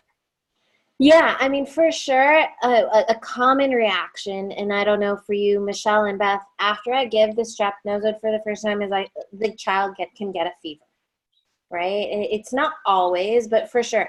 A fever, maybe a rash. And I say, good, it's fine. You know, it's ride out the fever. I don't worry about a fever if it's under 103.5. 103.5 is what I tell people. If it's over 103.5, I have them say, take belladonna, 30C belladonna, you know, once an hour. It usually works, you know, cold socks. Cold drinks to help bring the fever down. I've never had a problem with immune reactions like that. As far as kind of rashes, people need to be aware of that. I had this one kid where like a lot of joint pains, and we did the strep remedy, and the parents, no, it was autism. I gave him the constitutional remedy. He developed joint pains. Parents took him into a doctor, and they put him on steroids for joint pains. And I'm like, oh God. So then I, give the strep remedy, stop the steroids. But what about you guys, Michelle and Beth? Any other like common reactions to giving the strep nosode? Yeah, so for me, I tend to use them. So how I differentiate when I use them, it's like if I feel like the person needs to heal, then I use a remedy. If I feel like the person needs to clear, then I use a nosode. Or if I feel like the pathogen's there, but it's suppressed and I just can't seem to get it up, I'll give a nosode. And then usually it brings it up and out, and the child has the sickness to some degree, has some of the symptoms at least. And when that happens, typically what I do is I let them be sick. If it worsens after a day or two, then I'll go in and I'll give a remedy for those symptoms. And then I continue to use the dosing, like, so the remedy might be like twice a week or something, and the nosode would be once a week or something like that. So it's like heal a little, clear a little, heal a little, clear a little. I have a question here. That's a really good one. Anne-Marie asked me, is joint pain a common reaction to a remedy? And this is my mentalization of it, and this is based on kind of a more medical approach. But when we're fighting infection, our body's immunity forms these kind of complexes that are inflammatory. So inflammation is a part of healing. And that's why when we have the flu, we have back pain, joint pain. Our body is literally trying to fight something off. So you can get joint pain as an immune reaction to a remedy, like I talked about in that last case. It's almost like the joints are a place where things get stuck, where things collect and get stagnant. So we need to you can do hot and cold contrast, and you can do remedies too to try and move through more of that, if that makes sense. But things moving from the inside out and from the top down, things can kind of get stuck in the knees, stuck in the hips. It's really common. And there are things that we can do to work through that. Yeah, I'll always ask a patient or client if things are better emotionally and mentally, but worse physically. Then I just kind of know we're on the right track, and I'll continue. Most of the time, I'll have them sip dose through it. So my general dosing is usually, but I muscle test and see. Each remedy, each case is different. Usually drop dosing. So for your even your strep remedies, it'll be a couple of drops from an ounce, a tablespoon, whatever it is. And then if they start to experience the detox symptoms, that's when I'll have them start sipping through the pain kind of thing. Right. And it makes it go away a whole lot faster. So I realize that we may be bringing some confusion forth because you've got like 3 or 4. Oh, and different dosing. So you follow your homeopath, whatever they say. This dosing, and it's totally, and I have some notes on dosing, and I don't like people to get kind of stuck on dosing. You just take the remedies. But for some people, there's specific ways that they like to dose. Drop dosing is when you dissolve a remedy in water and you have this solution and you just take a couple drops of it. I like to think of it akin to dropping a rock into a pond and letting the ripples ripple. Sip dosing is when you dissolve a remedy in water and you just take sips of it over time to help move things through. Both of them can work, and you can kind of just feel your way through it. And all the variety that's out there, it has all come from all of these moms that I've worked with, and they're like, I do this and I did this and this worked, and they all work. And I've had clients even that have worked with Angelica, and they're like, oh, you dose differently. I said, really? I said, I've used her. I said, I don't even know. She used to just tell me the remedy, so I would just dose it my way. It kind of, and I will tell people too, if they're stuck in a way of dosing, I'm like, do it. Yeah. If you want to put it in your mouth, I really don't care. I don't care. Because sometimes I think the intention is almost as important as, my instructions or my control. It's the intention that we have. It's the intention to just, okay, I'm just going to shove We've it. done well with this. Gently nudge it. It's kind of like if that strep was in the body and you're holding its hand and you need to gently guide it out in the right direction, how would you do that? Oh, and this is something that happened to me personally, and I wrote it online. So it could be strep, parasites. It can happen from a constitutional remedy. You or your child will detox. So what happened to me is I blew up like I was pregnant, and I became almost septic, and it was poop. You need to poop. These kids, they need to go to the bathroom. You start die-off, it's going to dump into those areas of the body.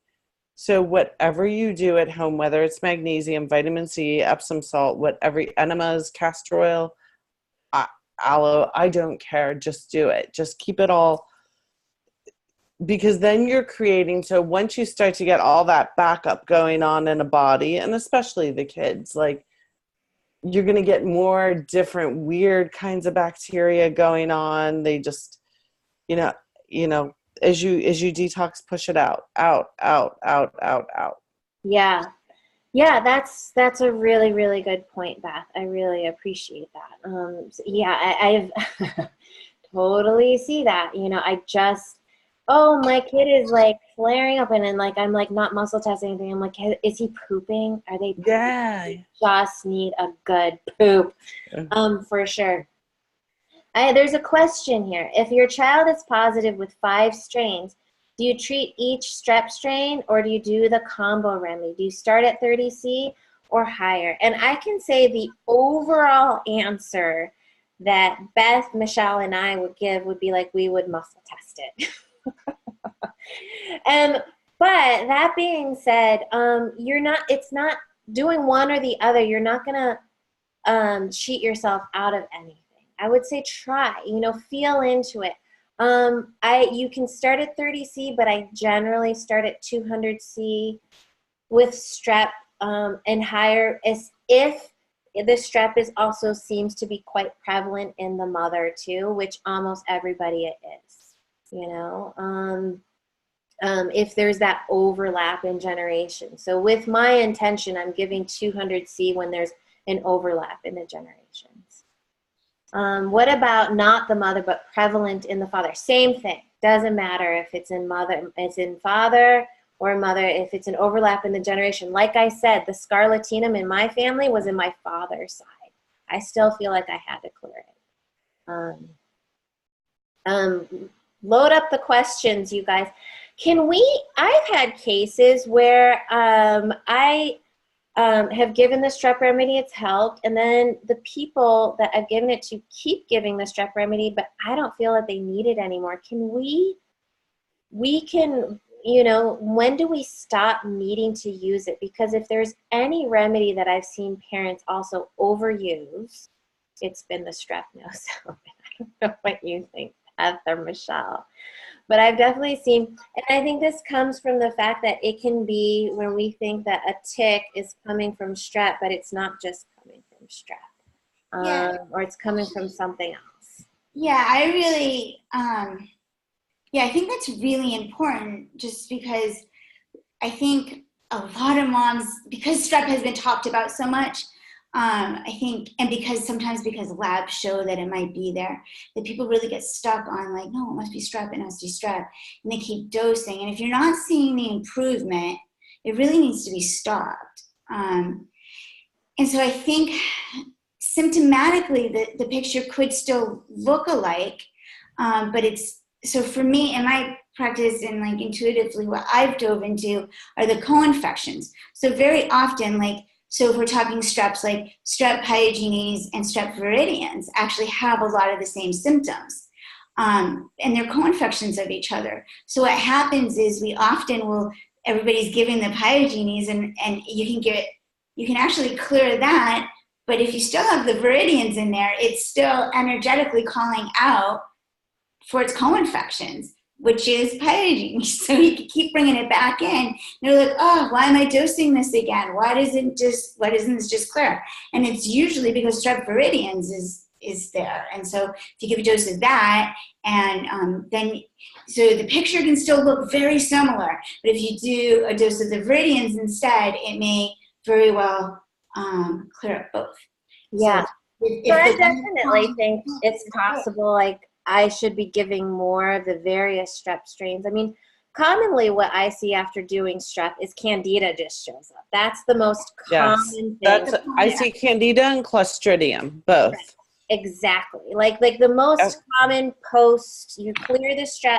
So strep and candida seem to balance each other out. Candida is the let's be lazy, sit in front of the TV and eat some cookies and space out. It is the opposite polarity energetic, and it's the yin to strep's yang, and sometimes you give the strep nosode and then the candida comes up, and then it becomes this wait, what's this and what's this? And I don't want to create that confusion. I think we need to see the big picture and give the constitutional remedies. But at the same time, with kids who are super complicated and who have weakened immune systems, you're just seeing the behaviors of these infections and you want to understand them. And Ashley, I know that you totally get this because, your kids have weak immunity and you're just like, what behavior is showing up in my kid right now? What is what am I seeing in my little canary in the mine shaft? And then when you give that nosode, it's so helpful. So yeah, I find most frequently Candida comes after strep, and then Or concurrently, or both together. right, Well, and we'll it is talk a about what co-infection. all those other pictures look like. Yeah, and I really feel like I've actually intuitively gotten this too, and I can, yeah. I mean, I really feel like strep is like on the physical, there's a sugar imbalance, and that may be, and you'll see that come out with like candida, or sometimes you need to use saccharum officinalis. Right. And I really truly believe, and actually, there are studies, because when I used to get this intuitively all the time, I started Googling it, and I was like, wait, there is totally, there's studies showing the sugar correlation with strep. So it is actually scientifically known out there. But yeah, I think, I always think of like strep as an umbrella is like on the emotional plane, it's a self-love imbalance. On the physical plane, it's a sugar imbalance. And even if you have, I want to be clear, like you can have a child that doesn't really eat any sugar, but is the sugar imbalance then passed down in the ancestral? And then you can be using the nosodes to clear it. And then I think on the spiritual plane, it always feels to me like an imbalance with unconditional self-love. And then mentally, it's like not being secure in the self. So that's kind of how I sum up strep. Like that's how I see strep. And then when I'm breaking it down to be like, well, what strep do I need to treat? It's like, well, what parts are showing up in the symptoms? Yeah. And when you switch, like moms know. They'll be like, it's like that, but it's a little different. Like that symptom may still be there, but it's changed a little bit. Like one of the symptoms may be there, but it's changed a little bit. And that can be a sign of maybe it's time to change to a different remedy or nosode. Yeah, and I have two more just case management questions before I kind of close up here. A lot of the cases we see, kids have been on a ton of antibiotics and steroids. Do you always clear the antibiotics and steroids, Beth and Michelle? I don't either. So No. do it. Now, there are cases where it's like, wow, there's been like 90 rounds of antibiotics or something. Or you're like, this child was on antibiotics between the ages of 4 to 8 nonstop, and you're like, wow, that is really, and yeah, it feels like a good thing to clear it. But it's, keep going, Beth. I feel if the child, though, is vaccinated and we keep having to clear infection after infection, go back and revisit vaccines. I really do. Right. Yeah. So we'll get to the vaccine class, and wow, that's a different class. But like when you're talking like, oh my gosh, and we've done it in my family, we've cleared everything over like multiple times, and then we'll stop for a couple of years, and then it comes back at a different age in a different form. Right. And then what happens, I guess my last question is now that you've kind of cleared strep in your kids, what happens, and Michelle, you kind of answered this, when strep is going around. So I've had families that I work with and we've cleared the strep, and then strep goes around and their kid maybe tests positive for strep, and they're like, well, should I give the antibiotics? And it's like, oh my gosh, can we get off the antibiotic bandwagon? Yeah, I mean, over here, so we're talking more about like, I guess two things I would say to that is, so sometimes it's okay to let your kid get strep, like because it allows you to go in and do a deeper clearing of it. Sometimes it's an opening for an opportunity for deeper healing. But I've never done anything preventative. Kylie hasn't had strep in years, even when all of her friends have had it. And I just intuitively know that it's because we don't have sugar in our diet at all. Like low sugar that comes from fruit. That's it. Like we just really don't ever eat anything with sugar. So we've taken away that physical piece of it. Now with that said, I've also done major clearing of candida and have used major saccharum officinalis that that I've dosed high dosing of it. So I know that I've cleared a lot of that out. So we really are just dealing with like the physical over here. And we just don't get it. I mean, when she does get sick, we just use a remedy and Yeah. you don't, it's not something to be scared of. And that's pretty much what I tell people too. It's like, oh, well, give the strep nosode if, antibiotics is going around, and their body will manage it. Their body will deal with it. And there are other things that you can do. Yeah, no more sugar, support the immune system. Somebody asked, would you do an antibiotic clear before giving the strep nosode? Possibly. I have to look at the cases where I have done that. It depends on what's presenting. I will give the strep nosode if what's presenting is that negativity, that self-hate, that oppositional, that contrary, those meltdowns, the OCD, the separation anxiety. If those are showing up in a case, it's just at this point, it's a pretty clear picture to me. I give the strep remedy. If, on the other hand, the child is not necessarily presenting that way, but they just have like low functioning immunity with a history of a lot of antibiotics, they don't have fevers easily, then I would consider doing an antibiotic clear. And then as far as saccharum officinalis, that's the remedy from sugar. You can give that 30C, helps with behavioral issues, helps with issues with sugar. I mean, I eat sugar and candida flares up, and then I take some caprylic acid or oil of oregano. I love dessert, So, and I see the strep come up, and I see it mostly when it comes up in other people. Right now, when I'm around people with strep, I'm pretty happy-go-lucky and light, and but if I'm around super strappy people, I literally feel their throat is just this tight. Fire. There's a knot, and I know I'm around strep. I know Eva's around strep, and if I'm lucky, I can give that person the strep remedy instead of me taking it. So, yeah. Any other questions that you guys have? We've gone over time.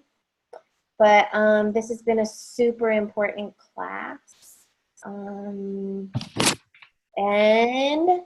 I want to just close up the class.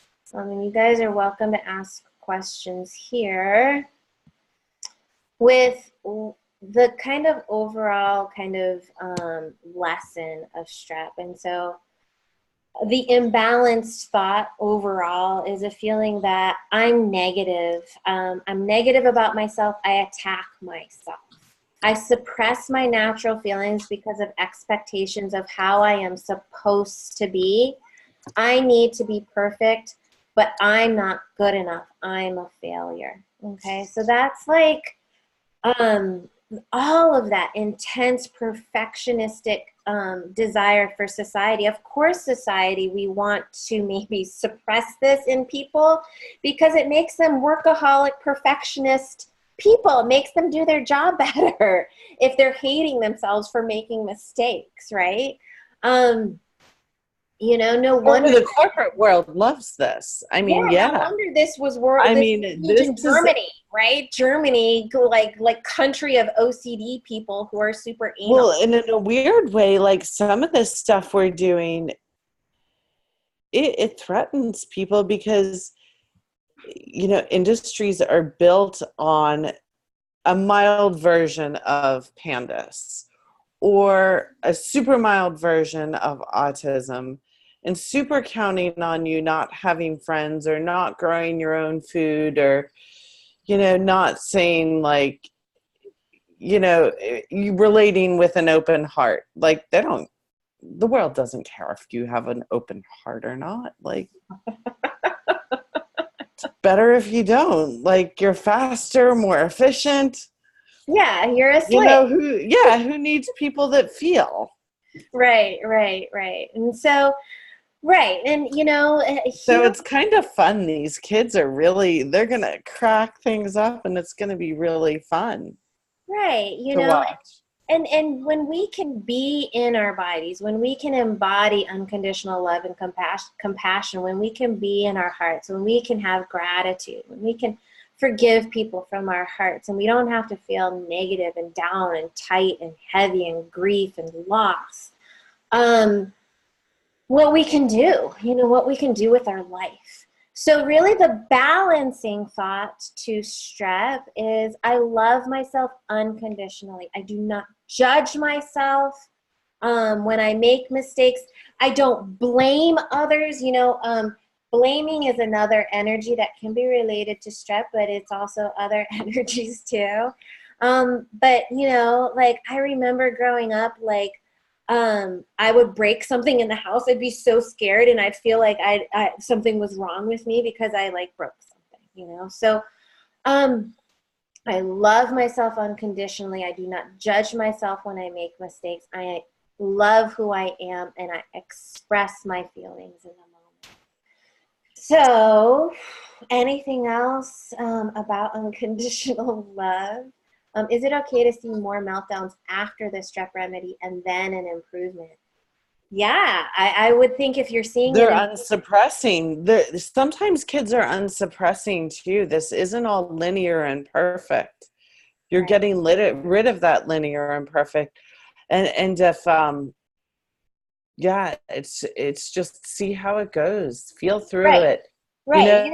And say, give it a day or two, and maybe they won't be as unhappy tomorrow if you just let them feel it. So if your kid is having brain inflammation, if your kid's having like seizures, even tics and twitches, and you give them the remedy and they have an emotional release and that's a meltdown, that could be that energy moving out of them. And so recognize that's a good thing. And that Herring's law of things moving from the deepest levels outward from top down is so crucial for understanding healing, because you don't judge your kid for having a meltdown in that moment. You say, good, good, good. You hold your child and you say, let it out, let it out. And, and you may be in a parking lot, or a store, and you just, geez, I don't even like to be in some of these stores anymore with my kid. I took You have a little one. it at Home Depot the other day, and their Halloween section was so scary, like because of how obsessed people are with decorating their houses for Halloween.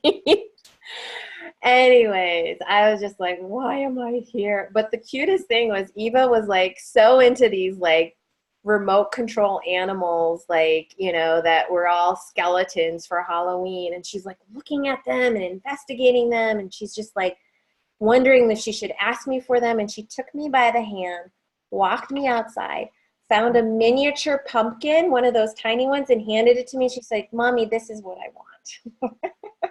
Oh. Oh, thank goodness. The big pumpkin won out over the 13-foot tall scarecrow. And that's walking in beauty. Healing is understanding what beauty is, and if we're so used to the ugliness of like crap from China, we're just going to fill ourselves with ugliness and junk and infection. And we need to elevate ourselves and come closer to nature. So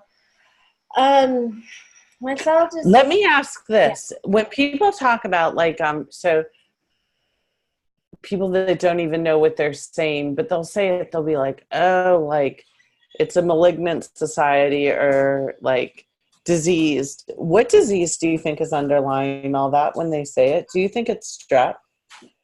No, I don't think there's a particular disease, but I will read this. It's that we're out of alignment with harmony. Okay, that our society is not harmonious. So this is from this like Navajo medicine book. But basically the Navajo felt that when we were diseased, that we were out of alignment with harmony and in harmony with nature, right? And so a healer brings us back harmony, or they called it beauty. Beauty was when we were in harmony. So beauty meant happiness, peace, well-being, wisdom, balance, and harmony. And so their prayer, the Navajo prayer for bringing somebody into their health, bringing our culture back into health is bringing them back into beauty, bringing our beauty back, bringing, like, we're not normalizing, you know, the nightmare before Christmas kind of like house decorations and candy eating and getting drunk and vomiting. And oh, you know, think about those girls in your sorority who like vomited all over themselves and thought they were pretty. It's just disgusting. You know, it's just, we need to bring the beauty back. So, you know, the prayer is, with beauty before me, I walk. With beauty behind me, I walk. With beauty above me, I walk. With beauty below me, I walk. It has become beauty again. It has become beauty again. It has become beauty again. It has become beauty again. So we'll close that up and just close our eyes right now. Ooh.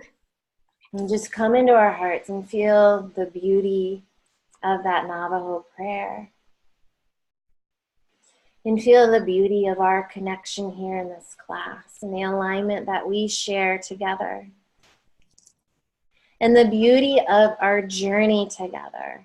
Some of you I've known for a long time, and some of you I've just met you, and that beauty.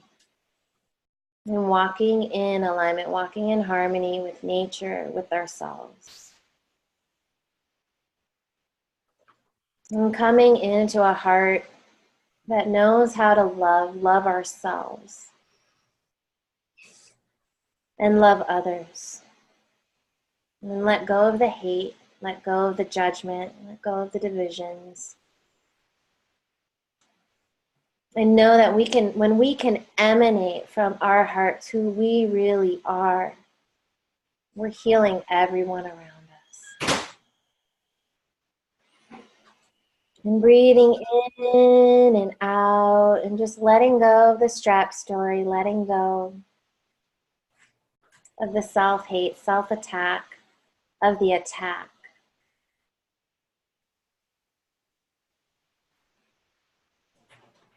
And the reasons for why we think we have to attack. Survival, comparison, not enough, not worthy. Letting that go. And knowing that it's all an illusion, it's not real.